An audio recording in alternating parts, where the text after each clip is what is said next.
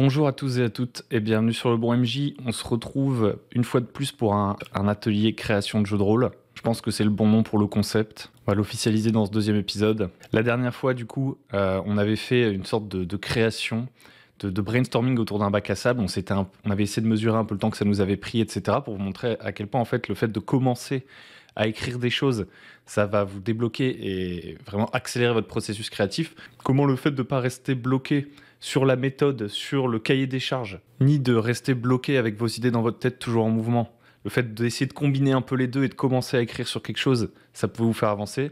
Et on en était arrivé à quelque chose comme ça, à peu près. Donc qui est, oui, relativement un joyeux bordel. Mais si vous avez vu la vidéo, normalement, vous savez encore à peu près de quoi ça parle. On était parti sur une sorte de bac à sable, si je vous résume le truc, où les PJ, en fait, ils sont dans une région dans laquelle il y a des abolettes. On avait dit que c'était des abolettes, mais c'était un peu un nom fourre-tout. J'ai vu dans les commentaires quelqu'un me dire « mais les abolettes, ça correspond pas à ce que tu décris et tout ». C'est pas grave, parce qu'on est au stade du brainstorming. Si ça tombe, les abolettes, on va les changer, ce sera une autre créature. Bref. Ils sont dans une région où il y a des créatures qui essayent d'ouvrir un portail pour retourner dans leur monde. En créant ce portail, ces créatures, elles ont permis l'intrusion d'autres créatures venant de plans extérieurs, d'autres dimensions, à savoir des fées et des démons. Et du coup, il y a les fées et les démons qui se battent pour prendre le contrôle de la région, tandis que les abolettes, on va continuer de les appeler comme ça pour l'instant, les abolettes essayent d'ouvrir leur portail pour quitter la région. Les PJ, eux, on les a pas encore vraiment trop placés dans ce contexte, c'est un bac à sable après tout, donc on n'est pas trop obligé de penser à ça, on n'est pas en train de penser à une succession de scénarios, on a plutôt installé différents donjons, différents lieux, différentes factions qui pourront peut-être faire des trucs en fonction de ce que les PJ font. On était quand même parti du principe que les abolettes, pour construire leur portail, ils manipulaient les consciences grâce à leur pouvoir psychique, pour faire en sorte que les gens de la région construisent leur portail, parce que les abolettes sont trop faibles pour le faire eux-mêmes. Et pour ça, ce qu'ils font, c'est qu'ils manipulent l'église locale, afin que via le dogme de l'église, par effet rebond, ils puissent contrôler la population, l'église qui va dire « nous devons construire un portail, la fin du monde est proche ». Et du coup, les gens construisent un portail, mais en fait, ils s'en rendent pas compte, ils le font pour les abolettes. On avait placé 2-3 donjons, potentiellement le donjon des fées, là, justement, le donjon des démons, le donjon des abolettes, et puis le vaisseau des abolettes qui se serait écrasé des millénaires auparavant, et qui les aurait coincés sur Terre, et qui fait qu'aujourd'hui, justement, maintenant qu'ils ont récupéré un peu de leur force, en ayant peut-être hiberné pendant des milliers d'années, ils essayent de construire le portail pour repartir. Vraiment, on s'était arrêté à ça, grosso modo. Et aujourd'hui, alors vous aviez plusieurs propositions. Vous allez demander un peu qu'est-ce que vous voudriez voir comme prochain atelier. Est-ce que vous voudriez voir la suite de ça? Est-ce que vous voudriez voir quelque chose de tout nouveau, quelque chose de complètement différent? En gros, il n'y a pas eu de majorité. On a des gens qui demandaient plutôt de voir qu'est-ce qu'on pourrait faire pour créer une sorte de donjon. D'autres qui disaient tu pourrais repartir de zéro, etc. Donc j'ai dû trancher faute de majorité. Et on va faire un des donjons de cette histoire. En l'occurrence, le donjon qu'on va faire, c'est le vaisseau des abolettes, qui s'est craché sous la mer, dans lequel il y a la chrysalite qui sera la matière première un peu pour les abolettes pour utiliser leur magie. Je tiens à dire que ces vidéos, je les fais parce qu'il y a du soutien sur Tipeee. Alors si vous voulez que les ateliers, il y en ait fréquemment, je vous invite à aller regarder en description le lien vers le Tipeee, si vous voulez soutenir la chaîne et me permettre de me dégager à chaque fois le temps pour faire ces vidéos. Parce qu'en parallèle, sur la chaîne, on fait plein d'autres trucs. Donc ce qu'on va faire, c'est qu'on va prendre un tout nouveau cadre. Moi, je me souviens à peu près de ce que j'ai fait. J'ai pas besoin de prendre des notes. D'ailleurs, pour être tout à fait transparent avec vous, une question que vous pouvez légitimement vous poser, c'est est-ce que je suivrai vraiment ce processus? Moi, parce que peut-être que vous êtes à la recherche d'un processus, savoir les étapes par lesquelles vous voulez passer. Moi, je pense que chacun devrait, plutôt qu'essayer de passer par des étapes précises que lui donne un autre, se créer ses propres étapes, entre guillemets, et voir aussi en fonction de son envie, du moment, du temps qu'il a, etc. C'est très compliqué. Néanmoins, pour être transparent avec vous, le processus qu'on est en train de suivre, pour moi, il est assez proche de celui que je suivrai, c'est-à-dire que pour l'instant, c'est trop encore le bazar pour que je m'amuse à formaliser tout ça. Je vais pas encore mettre ça sur un Google Doc, je vais pas encore mettre ça dans un Miro, dans un OneNote, dans un machin et tout. Moi, je continuerai de faire exactement ce qu'on va faire, c'est-à-dire faire des gribouillis concrètement, continuer à brainstormer. Parce qu'en fait, brainstormer comme ça, en tout cas pour moi, ça me permet d'imprimer les trucs dans ma tête. Parce que je sais que ce que j'écris, j'irai sûrement peu le voir, et que le fait de l'écrire, c'est encore une autre manière de l'imprimer dans ma tête. En partie, je regarde très peu mes notes, mes préparations, etc. Donc du coup, peu importe que ce soit de la formalisation, que ce soit faire des brouillons et des trucs, tout ça, ça me sert à imprimer les idées que j'ai en tête. Le moment où je vais commencer à formaliser, en général, il va vraiment arriver après la session 0 en fait. C'est avant la première partie où on va jouer que je vais commencer à formaliser des trucs pour les mettre dans une sorte de sas. Et on va parler un peu de ça avant de faire le donjon. Pour moi, il y a un peu il y a plusieurs stades d'idées, vous voyez. Alors, comment on va expliquer ça? Pour moi, il y a les idées en complet chaos, là. Ça, c'est le chaos.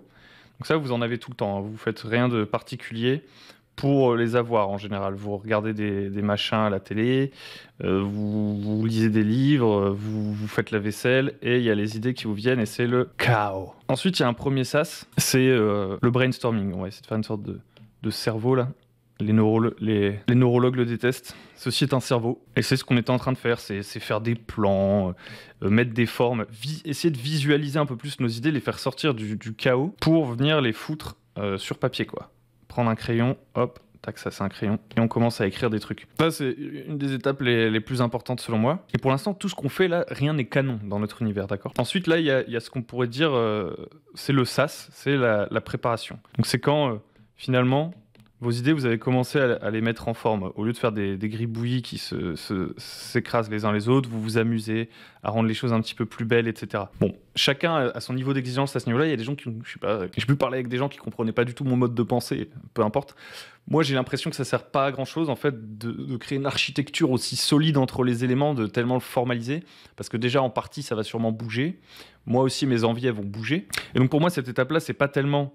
On n'est pas encore en train de vraiment canoniser des choses. Par canoniser, j'entends que c'est la vérité absolue dans l'univers dans lequel on va jouer, etc. Et que je ne changerai plus ces choses-là, qu'elles sont désormais inamovibles. Ce à quoi ça va me servir de formaliser un peu, de faire des petites en-têtes, de faire un titre, d'écrire, etc.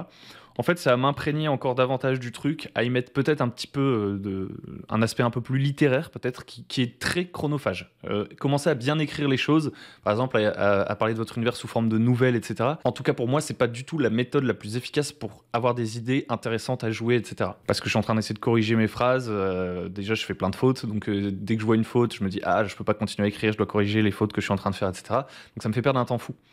On va dire, un temps que je peux pas investir au stade du brainstorming dont on parlait avant. Par contre, ce qui est bien, c'est que formaliser, en fait, ça permet de repasser sur les éléments que j'avais eus dans mon brainstorming, et donc de les mémoriser une deuxième fois et de les mettre un petit peu plus en cohérence. À savoir aussi que, à cette étape-là, en général, entre les deux, là, hop là, comme je disais, ici, moi, je vais avoir ma session 0, en fait. Et ma session 0, ça va beaucoup m'aider à savoir finalement, dans tout ce que j'ai inventé dans mon brainstorming, qu'est-ce que je vais vraiment exploiter. Donc je vais aller prendre des trucs de mon brainstorming, les passer au filtre de ma session 0, et c'est cela que je vais commencer à formaliser. Parce qu'en fait, je ne formalise que ce qui va me servir en jeu, et que si je sens le besoin de le formaliser. Pour être, encore une fois, tout à fait transparent avec vous, au fil d'une campagne, quand elle commence à être bien lancée, que tous les éléments sont en place, etc., entre les séances, je ne prépare plus. Parce qu'en fait, tous les éléments sont déjà imbriqués. Alors, je ne prépare plus, ça ne veut pas dire que je ne pense plus à la séance. D'ici à ce que la prochaine séance arrive, je vais sûrement penser à tout ce qui pourrait se passer, réfléchir, voilà, qu'est-ce qui pourrait se passer si tel PJ fait tel truc, comment tel PNJ va réagir. Je peux aussi prendre quelques notes, mais je prépare plus au sens strict, c'est-à-dire que ça dépend encore une fois du type de campagne et de scénario, mais je repasse plus par tout un processus avec des brainstorming, des machins et tout. Une fois que la campagne est lancée, en général, le but c'est d'aller chercher justement On pourrait dire que ça, on va essayer de donner des noms aux choses, c'est à la fois le brainstorming, hop, ça c'est le brainstorming, / la réserve d'idées. Mais c'est pas du tout canon, c'est pas du tout mon univers, mon scénario, etc. Ici, quand on passe ici, on arrive au niveau de formalisation et de envie de proposer, quoi. C'est les trucs que j'ai envie de pousser, en fait. J'ai commencé à faire le tri dans mon brainstorming, et là, c'est des idées...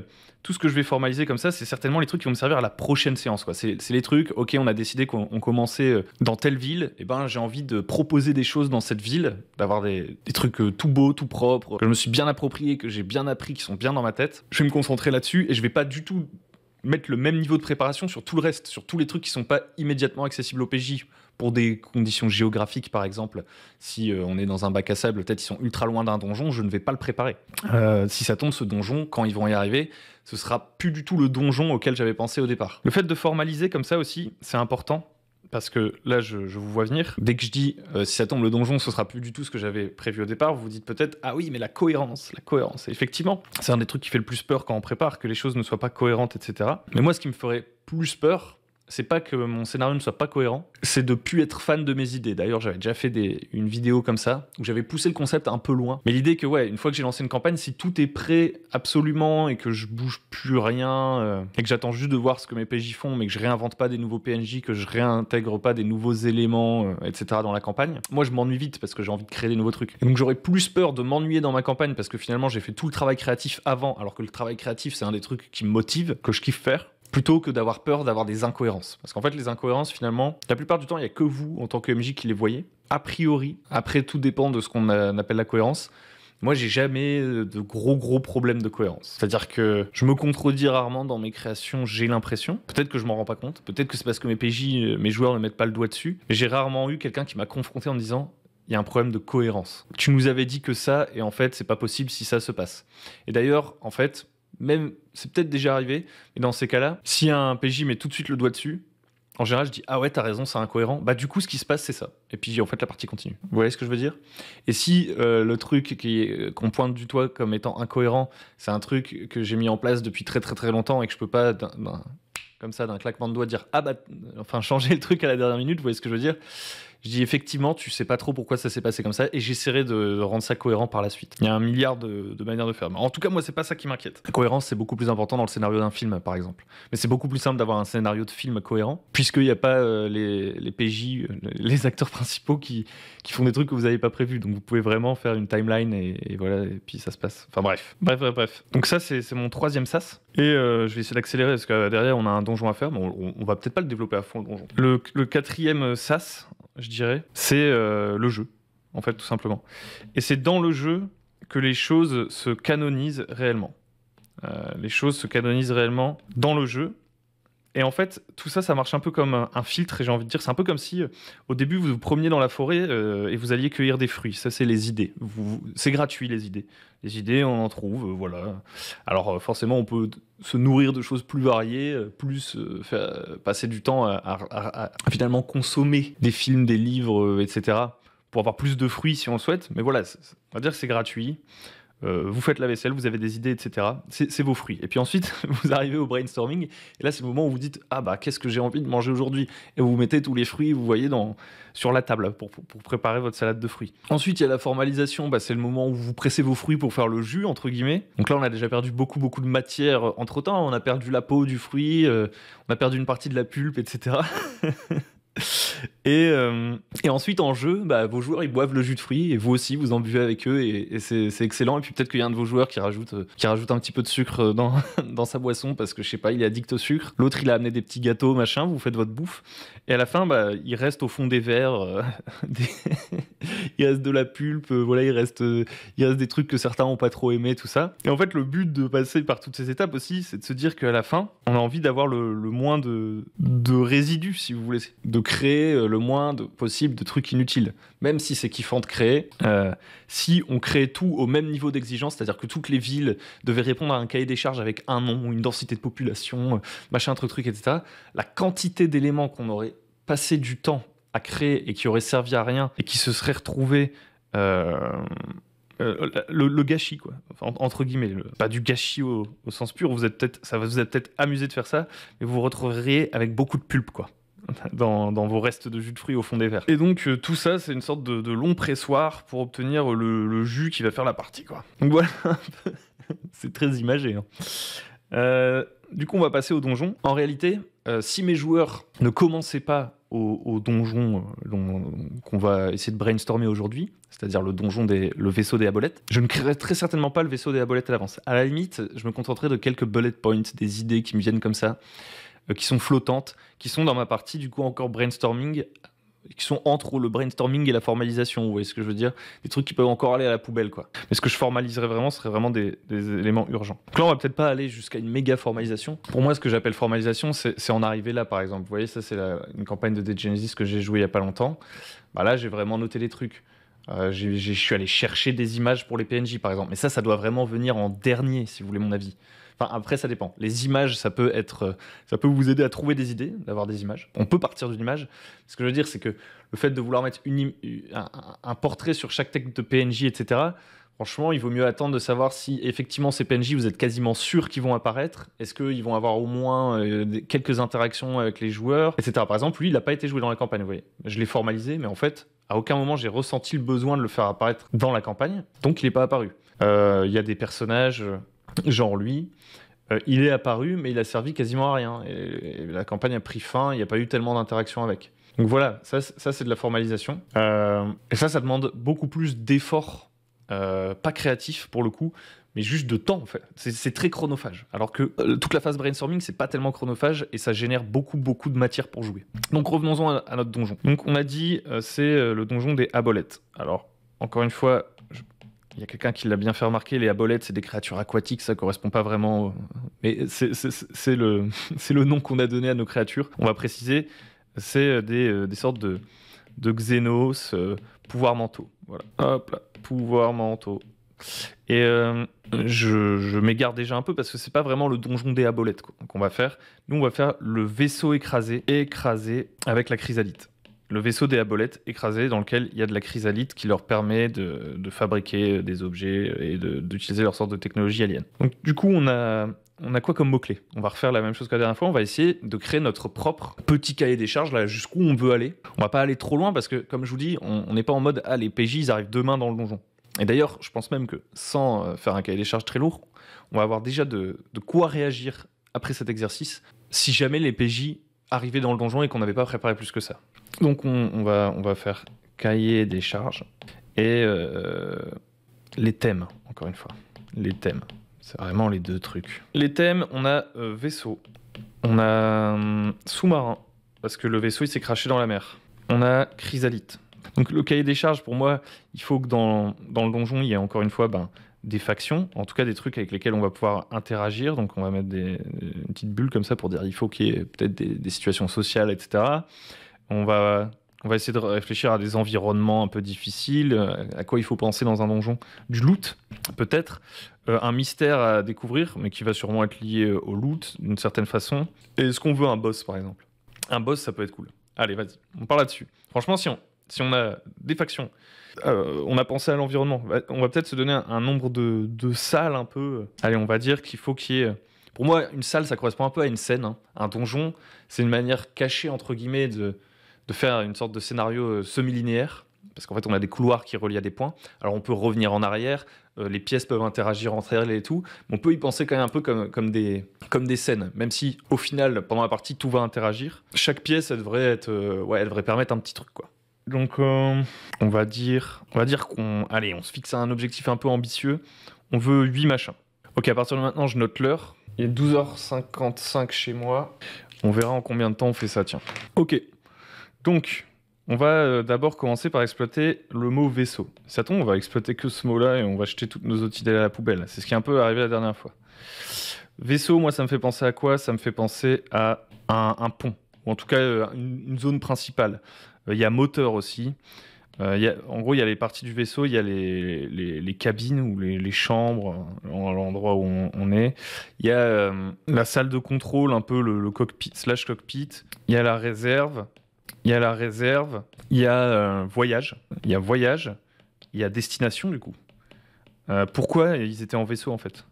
Ça va sûrement nous donner beaucoup de trucs sur qu'est-ce qu'il y a dans le vaisseau, finalement. S'ils sont partis pour coloniser un truc, ils n'auront pas le même matériel que s'ils sont juste en voyage transitoire. Il y a... Voilà, on a déjà plein de trucs. Oh là là. Ça va vite. Bon, après, il est détruit, le vaisseau. Donc, dans les dangers, on peut mettre un peu dysfonctionnement. Si je mets mon sous-marin ici, sous-marin, tac. Et ben là, on sait directement qu'il y a immergé. Je pense qu'il va être en partie immergé. Je trouve que c'est galère. Là, j'ai pas envie de partir dans un truc où on va réfléchir à comment créer un bon design de donjon sous-marin et tout. Donc, on va partir du principe qu'il y a des parties inondées, des parties non inondées, qu'il est tombé un peu de manière... Peut-être sur un caillou quand même. Peut-être qu'il dépasse un petit peu. Ou alors que voilà, il est tombé, il y a de l'air qui est resté dedans. J'en sais rien. Je pense qu'on va dire qu'il est sur un rocher, qu'il n'est pas complètement sous l'eau. Mais il y a une partie immergée. Il y a la chrysalite. Alors, la chrysalite, on a dit que ça permettait aux bonshommes de créer leurs artefacts. On n'a pas réfléchi à ses propriétés de base. On peut penser à plusieurs propriétés. Pour l'instant, on va pas faire le choix des 10 propriétés. On peut dire qu'à la base, c'est explosif, que c'est luminescent, que c'est nutritif, enfin que on peut s'en nourrir, que c'est solide ou... Ouais, on note quelques idées comme ça. Là, on a vraiment pas mal de trucs. Moi, je pense que le plus simple pour faire un donge, là, vu qu'on a une notion d'immersion et de profondeur, ce serait de faire une sorte de plan de coupe. Vous savez, on a tendance à faire des donjons vus du dessus, comme ça. Hop, là, il y a une porte. Là, il y a un couloir qui mène à une pièce. Hop, ici, il y a des colonnes. Vous voyez, faire des donjons comme ça. C'est bien pour les battle maps et tout. Mais visuellement, c'est pas toujours utile. Si je pars du principe que je vais jouer une bonne partie du donjon en Theater of the Mind et que s'il y a un combat, là, à ce moment-là, je décide de mettre la battle map, par exemple, je peux tout à fait faire un plan de coupe plutôt. Donc je peux faire une sorte de vaisseau comme ça. On s'en fout de la forme du vaisseau. Finalement, ça c'est un des derniers trucs qu'on pourrait ajouter, faire une description de l'extérieur du vaisseau de manière un petit peu plus détaillée pour quand les PJ s'y rendront, etc. Pour l'instant, nous on veut un truc un peu fonctionnel, c'est plutôt ça que je vous propose comme objectif. Donc peut-être que le vaisseau, ouais bon, là l'image est pas bonne, mais vous avez l'idée du plan de coupe. Comment on va faire? Je vais effacer toutes mes idées. Alors ça, normalement, ça n'arriverait pas parce qu'en fait, j'aurais plusieurs feuilles. Moi, je ferais ça sur papier, je ferais pas ça sur une tablette. Donc en fait, je ferais sur la page d'à côté et j'aurais toutes mes idées visibles. Mais bon, là, j'ai encore mes idées en tête. Donc on va dire qu'on a tourné la page. Donc admettons, il y a un gros rocher comme ça. Là, il y a la mer. Et là, il y a le vaisseau. Il s'écrache comme ça. Il est immergé jusqu'à quel niveau le vaisseau? On va dire que le vaisseau il est bloqué comme ça. On va changer un petit peu la forme du vaisseau pour que ce soit un tout petit peu plus réaliste, je pense. Vous me direz si c'est réaliste. Franchement, j'y connais pas grand-chose. En termes d'immersion, ça, c'est un autre truc. Hein. Si jamais, ce qui compte pour vous, c'est le réalisme absolu, vous pouvez faire vos petites recherches. Donc, on va dire que le vaisseau, il a une forme comme ça de corne. On s'en fout. L'eau, elle arrive jusque-là, à l'intérieur. Il est pété en divers endroits. Maintenant, il nous faut des salles. Donc, admettons que le moteur, il est plutôt en haut. Il a piqué du nez, le vaisseau. Et ici, on a le cockpit. Et là, on va faire moteur, enfin propulseur, ce que vous voulez. Là, on a une salle des machines. Là, on a une réserve. Là, on a une salle de commande. Ici, on a les quartiers d'habitation. Vous voyez, bon, c'est plus écrit sur mon machin, mais j'ai encore mes idées, quoi. Là, ce qui est bien, c'est qu'avec un vaisseau, notre écologie de donjon, si vous voulez, la logique des pièces qu'il devrait y avoir, etc., ça tombe assez vite sous le sens où on se dit, dans un vaisseau, il devrait y avoir ci, il devrait y avoir ça. Et finalement, les pièces viennent assez naturellement. Dans un donjon, vous auriez un chiotte, une cuisine, une salle de bain, un salon, un vestibule, un sanctuaire. Et vous en aurez même sûrement plusieurs vu l'échelle du donjon. Et ils n'ont pas tous à être aussi intéressants que les uns que les autres dans l'absolu. Il peut y avoir des pièces moins intéressantes. Mais bon, ça c'est encore un autre sujet. Donc là, on a dit qu'on voulait à peu près combien de pièces, de scènes, entre guillemets? 1, 2, 3, 4, 5, 6. Quartier d'habitation, on a dit qu'il pouvait y avoir quoi? On a dit qu'on voulait se demander, il y a quand même un truc qu'il faut qu'on développe, c'est pourquoi? Pourquoi le vaisseau il était de passage? Est-ce que les Aboleths, c'est des méchants? Est-ce qu'ils ont des plans d'invasion? Peut-être qu'en fait, ils transportaient énormément de chrysalites. Ça, c'est une bonne idée. Parce que la chrysalide, c'est ça qui donne les pouvoirs mentaux et qui permet de créer les artefacts, c'est ça qui permet de créer les portails, qui permet aux Aboleths de créer un amplificateur qui leur permet de contrôler un peu l'esprit des gens à grande distance dans la région, etc. Et que c'est un truc qui leur permet normalement aussi, grâce à des combinaisons d'autres technologies, d'autres technologies, et d'autres technologies aussi d'ailleurs, de communiquer à travers le multiverse.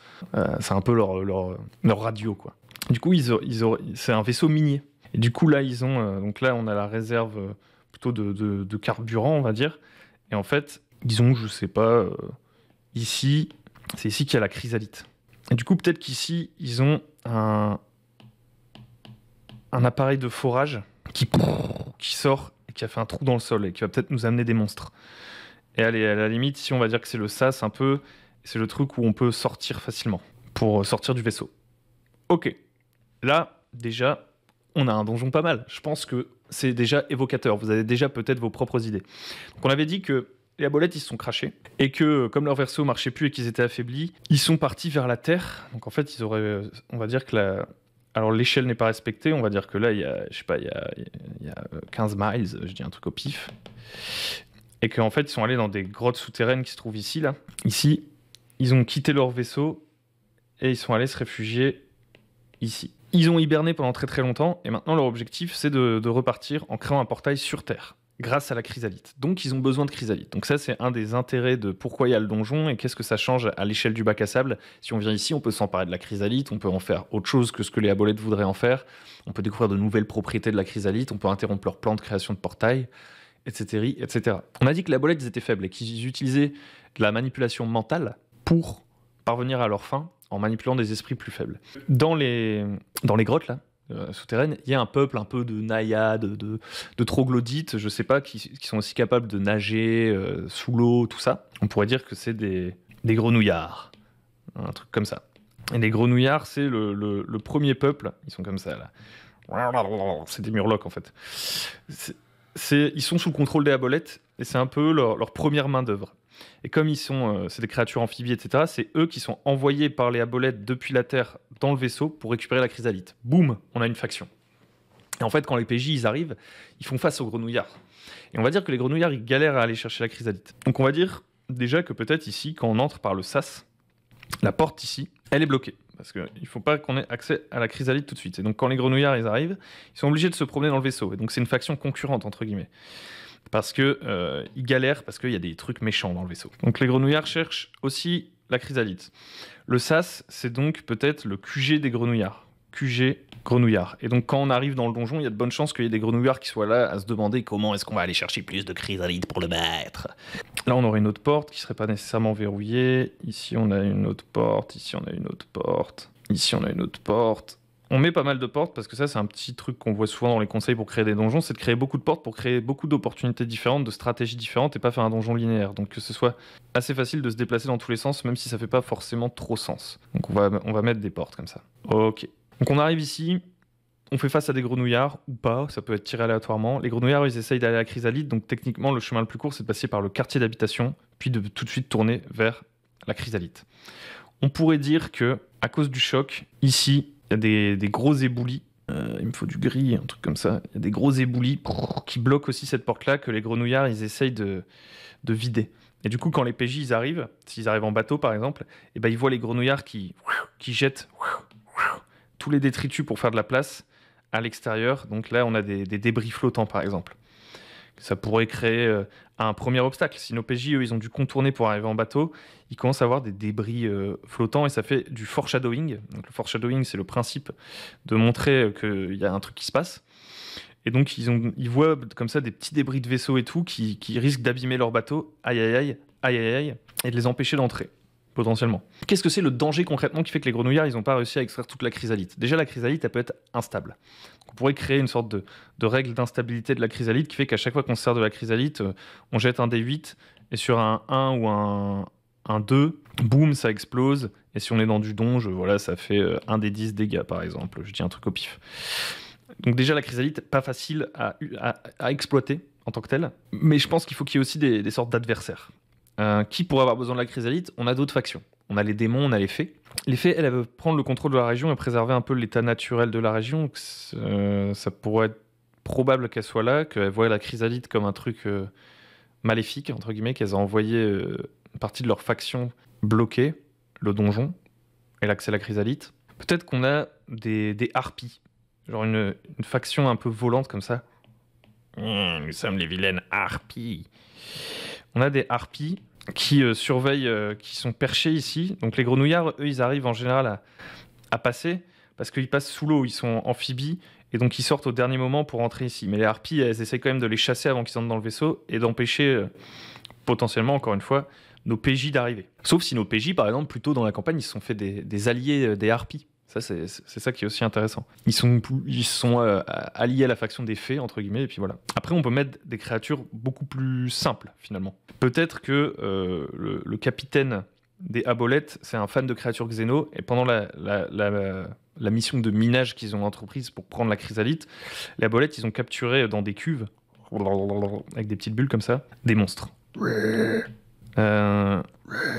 Qui gardaient dans des cuves un peu, et puis que les cuves elles se sont brisées et que les monstres se sont libérés. Donc là on pourrait mettre toutes sortes d'aberrations, peut-être même que alors il faudrait que ce soit des aberrations quand même un peu immortelles, on va pas se le cacher. Je suis en train de réfléchir parce qu'on a dit que le vaisseau il s'était craché là il y a des millénaires. Donc peut-être qu'ils sont dans une sorte de formol qui les rend complètement immortels. Ça, c'est une possibilité. Ça peut être des créatures de base immortelles, ou alors ils ont carrément développé leur propre civilisation, entre guillemets. Ils ont peut-être évolué, il y en a peut-être même en surface, pour encore une fois faire du foreshadowing sur cette sorte de peuple de créatures qu'on pourrait trouver aussi sur Terre dans la région. Et là, c'est un peu leur forteresse, on sait pas. On va pas réfléchir plus que ça, mais l'idée est cool. Qu'est-ce qu'il pourrait y avoir comme autre danger? Peut-être que dans la zone de forage, on a dit que ça a fait un trou ici, et du coup, ça a fait entrer de l'eau. Donc elle est en partie inondée. Peut-être qu'on a tout simplement un grou-grou, genre un grou-grou, des méchants poissons, qui peuvent se promener dans les pièces immergées aussi, et qui rendent cette zone-là un peu dangereuse et qui tiennent pour personne. C'est juste des prédateurs finalement. Et ça me donne une idée de boss, ça. Parce que mettre des petits grou-grou sous-marins, c'est un très bon moyen de faire du foreshadowing d'un plus gros boss du même genre. Et si nos PJ ils ont déjà une stratégie, ils ont déjà trouvé le point faible des petits, ça leur fait une sorte de tuto pour affronter le gros s'il arrive. Peut-être qu'ils ont peur de la lumière, peut-être que ils sont attirés par la chrysalite. Peut-être que... Il y a plein d'idées possibles. Le fait de mettre des petits spécimens qui rôdent dans la zone inondée, ça peut permettre à nos PJ de se dire... Est-ce qu'il n'y en a pas un plus gros? Vous savez, il y a toujours un plus gros poisson pour manger l'autre, comme dans Star Wars, la menace fantôme. Et du coup, notre boss, ça pourrait être un méga gros-gros. Un méga gros-gros, comme ça. Là. Le gros papa de la famille. Et peut-être même que le boss, en fonction des conditions du scénario, etc., il peut être mind control par les abolettes s'ils se rendent compte de la présence des PJ. Plus les PJ, on pourrait mettre comme ça une sorte d'horloge. Une horloge de à quel point les PJ se font repérer. À chaque fois qu'ils font du bruit, à chaque fois qu'ils font un combat, etc., cette horloge s'active. Et au bout d'un moment, il y a un des grenouillards, il envoie un message psychique, il est en connexion directe avec les abolettes pour dire urgence, urgence. Et les abolettes, grâce à leurs pouvoirs mentaux, ils prennent le contrôle du méga grou-grou qu'il y a dans la mer et ils l'envoient en défense du truc pour détruire le bateau des PJ, les empêcher de partir avec la chrysalite, etc. Qu'est-ce qu'on pourrait avoir dans la salle de commande? Dans la salle de commande, on pourrait avoir justement le mystère. On a dit qu'on pouvait avoir un mystère, un truc qui nous apprend des choses, etc. En fonction du stade de la campagne, peut-être que les PJ vont pas forcément apprendre des trucs qui vont complètement changer la donne. Mais si c'est le premier donjon qu'ils font, par exemple, j'en sais rien. Le fait d'avoir une sorte de carte stellaire qui montre la trajectoire avec des symboles runiques qui montrent la chrysalite, à quoi ça sert, etc. Ça pourra leur permettre de faire la connexion entre la chrysalite, les pouvoirs mentaux, le fait que c'est un vaisseau qui appartient peut-être à quelqu'un qui mind control la région, etc. Donc il pourrait y avoir de manière, on s'en fout, hein, que ce soit très malin, assez explicite sur le tableau de bord des bad guys, leur trajectoire de voyage, etc. Et avec comment ils acheminent la chrysalite, comment ils s'en servent. Peut-être que comme ils ont des sortes de pouvoirs mentaux aussi, bon là on s'éloigne beaucoup plus de notre concept, donc c'est une idée. Mais le vaisseau, en fait, il a un cerveau.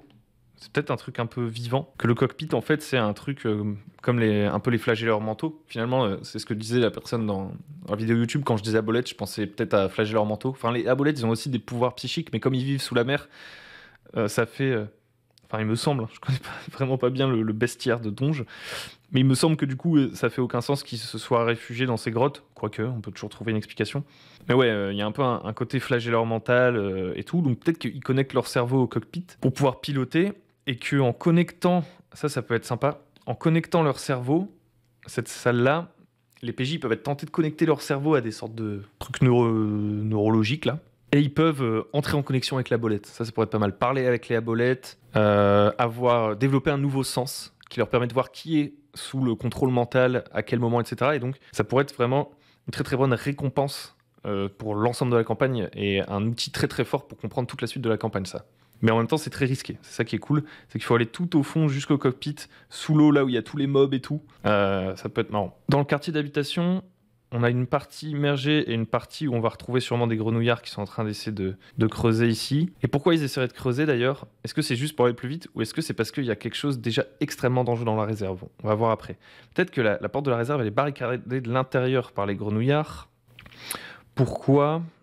Parce que déjà peut-être que la réserve, elle est ouverte ici, mais qu'en fait elle est sous la garde des harpies. Et donc les grenouillards, ils peuvent pas vraiment se permettre de faire la manœuvre qui consiste à grimper ici et à entrer par là pour ensuite tout de suite accéder. Ils sont obligés de faire tout le tour parce que les harpies peuvent les attaquer ici.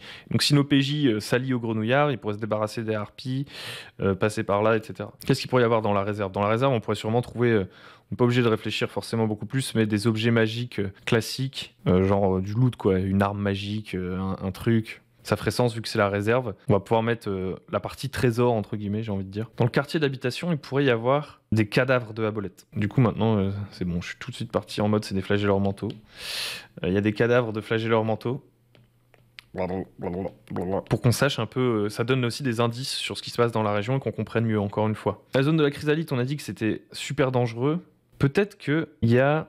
Là, on a dit que c'était un truc de forage. Donc très certainement que c'est avec une zone très encombrée, avec le crash, il va y avoir plein de trucs cassés et tout. Et peut-être qu'il y a une sorte de truc. Alors là, on passe dans un truc un peu plus 3D. Pour l'instant, on est parti sur la 2D pour être simple. Mais on peut expliquer à l'oral au PJ qu'il y a une sorte de truc comme ça qui permet que la chrysalide récoltée passe directement dans des sortes de tubes pour acheminer des choses et arrive ici. Comme ça, la chrysalide, quand elle est forée en bas, elle arrive directement dans la zone de stockage de la chrysalide. Et ça nous permet de créer un raccourci. Un raccourci, c'est toujours intéressant pour se déplacer dans le donjon. Ça fait que plus vous explorez le donjon, plus vous avez des possibilités de mouvement élevées. Du coup, si vous avez décidé de commencer par fouiller la zone de forage, vous pouvez aller directement à la chrysalide et vice-versa. Vous pouvez même potentiellement carrément faire un trou. Ça peut être ingénieux pour les PJ. Essayer de faire un trou ici et de passer directement par là. Là, ils gagneraient beaucoup de temps sur le truc. Mais bon, ils auront déjà eu affaire aux grenouillards et tout. Et puis finalement, ça peut être une récompense, quoi. On trouvera d'autres moyens de leur compliquer la vie avec notre boss, tout ça. Ne nous le cachons pas. Les possibilités sont nombreuses ici. Qu'est-ce qu'il y a en salle des machines et en moteur ? Je pense que la salle des machines et le moteur, c'est l'endroit où, si on veut saboter la zone, entre guillemets, tout faire exploser, ça peut être une idée PJ, c'est l'endroit auquel il faut accéder. On utilise de la chrysalide, on la fout dans la salle des machines, elle a un effet secondaire explosif, elle n'est pas censée faire marcher le moteur, mais d'une manière ou d'une autre, on s'en fout, on n'est pas des ingénieurs, on peut tout faire péter. Après, dans la salle des machines, il pourrait y avoir d'autres créatures. Pour l'instant, en termes de monstres, on a les poissons, les grenouillards, potentiellement les créatures ici, et les harpies. Qu'est-ce qu'on pourrait ajouter ? Peut-être qu'il y a tout simplement des sortes de créatures insectoïdes stellaires, vous voyez, un peu comme dans Star Wars, là, des crabes cosmiques, je sais pas, qui ont élu leur domicile dans la partie émergée, comme ça, et qui sont installés dans les moteurs, dans les coursives et tout, inaccessibles aux commun des mortels, sauf peut-être à une petite créature. Par exemple, si le groupe a un gobelin ou un halfling, lui, il pourrait passer dans ces plus petites coursives, qui servaient peut-être, je sais pas, juste à l'aération, etc. Ces créatures-là, elles peuvent se déplacer un petit peu partout, et peut-être qu'elles sont attirées par le sang, par la magie, par quoi que ce soit. Peut-être la magie, parce que vu qu'on est dans un monde de fantasy, le moteur, si ça tombe, il utilise un truc qui finalement a une forme d'énergie magique. Ce serait pas de la chrysalide. Et ça nous donne une deuxième ressource à exploiter, une sorte de source d'énergie qui pourrait peut-être permettre de fabriquer, je sais pas, des armes à feu, de l'ingénierie, un train, j'en sais rien, si nos joueurs ils sont inventifs et que la campagne est pas en live, quoi. Voilà, là franchement, je sais pas ce que vous en pensez, mais moi je trouve qu'on a un très très bon aperçu de donjon. Alors là c'est le bordel, une fois de plus. Le jour où je veux jouer ça, je le formalise beaucoup mieux que ça. C'est-à-dire que soit je le dessine sur une feuille de manière beaucoup plus claire et je prends mes notes sur ce qu'il y a dans l'environnement, etc., sur une feuille à côté, soit j'ai envie vraiment d'y passer du temps et je fais ça sur Incarnate, soit je prends des petites battle maps de genre vaisseau style et je les mets que quand il y a des combats, et sinon on le fait en mode Theater of the Mind sur un plan 2D comme ça. Plein de possibilités, il faudrait faire les profils des monstres potentiellement, mais moi comme j'ai tendance à jouer à des jeux plutôt minimaux en termes de règles, je peux facilement, je pense, créer les profils de monstres sur le pouce. Après chacun son approche à ce niveau-là. Si vous deviez faire du DD5, ça vous prendrait peut-être plus de temps. Si vous deviez faire du Dungeon World, vous noteriez des moves, etc. Et on est à combien de temps là ? On est à 13h22.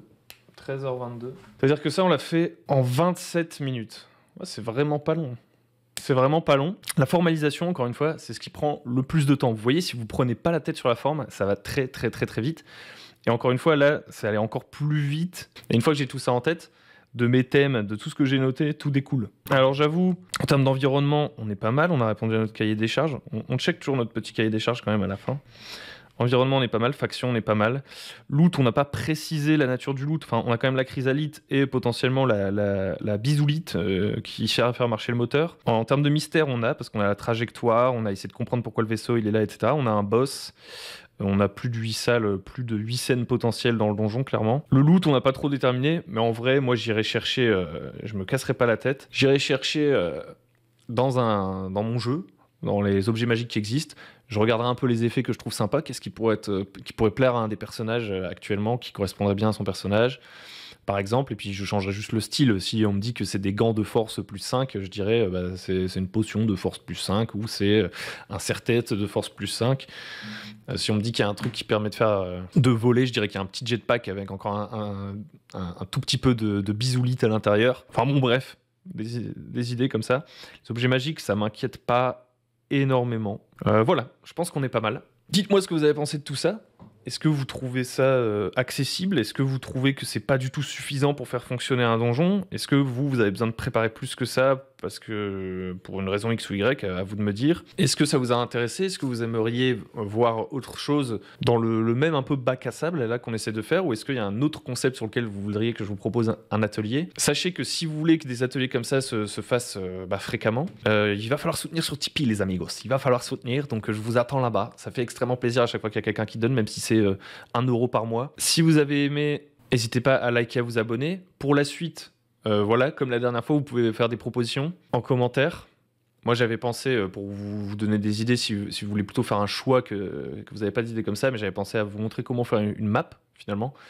Sans faire un timelapse de 15 000 ans, je vous montrerai ce que moi j'ai fait comme map et je vous montrerai les étapes que je suis pour faire une map à la main ou sur tablette comme ça. On pourrait réfléchir à un one-shot, à un concept de scénar, à plein de trucs. Bon, après, moi, je vais sûrement, je vous le cache pas, avoir des idées aussi. Mais c'est toujours mieux quand je sais qu'il y a au moins une personne qui attendait spécifiquement ça. Je trouve que ça, c'est cool de le faire, en fait. De répondre directement à une question via une vidéo. Parce que je sais que c'est au moins utile, ça essaye au moins d'être vraiment utile pour une personne. Donc voilà, c'est tout pour cette vidéo. N'hésitez pas à liker, à vous abonner, à venir sur le Discord, à donner même des idées pour les autres vidéos, hein, les vidéos classiques de la chaîne, qu'on retrouve une fois par semaine, qui peuvent être des tables rondes, des réflexions rôlistes, des tutos un peu plus basiques, des débriefs, des présentations de jeux. Sur ce, bonne journée et à très bientôt. Bisous, ciao.